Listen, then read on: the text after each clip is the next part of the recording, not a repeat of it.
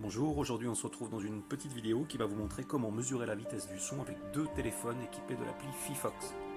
C'est parti. Alors la vitesse c'est une distance parcourue dans un temps donné, il vous faudra donc séparer ces deux téléphones d'une certaine distance. Ici nous avons pris 10 mètres de distance entre les deux téléphones.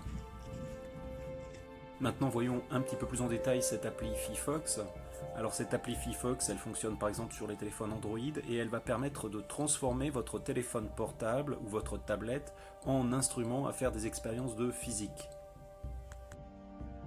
Je ne vais pas vous présenter en détail cette appli Fifox, à vous de la découvrir. Nous allons utiliser particulièrement une fonctionnalité, c'est le chronomètre sonore.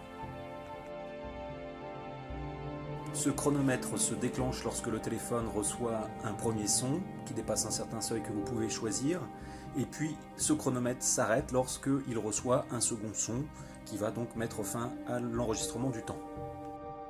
L'appli Fifox est installée sur les deux appareils. Un premier manipulateur produit un son, puis peu de temps après, un second produit à son tour au niveau du deuxième téléphone lui aussi un son. Au premier claquement, les chronomètres démarrent, mais avec un décalage dû à la propagation du son. Puis, au second claquement, ces chronomètres s'arrêtent, également avec un décalage dû à la propagation du son.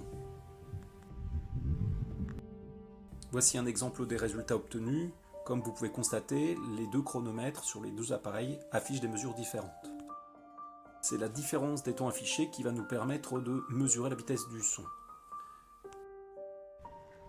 Reprenons l'expérience. Premier clap, le téléphone numéro 1 déclenche son chronomètre. Le téléphone numéro 2, lui, ne déclenche qu'après l'arrivée du son. Clap numéro 2, le téléphone numéro 2 s'arrête avant le téléphone numéro 1 puisqu'il reçoit le son avant.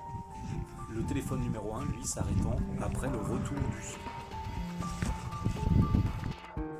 Le temps mis par le son pour faire un aller-retour dans l'air entre les deux appareils est donc la différence T1 moins T2. Donc ici, je te laisse calculer, cette différence va donner un temps de 0,058 secondes.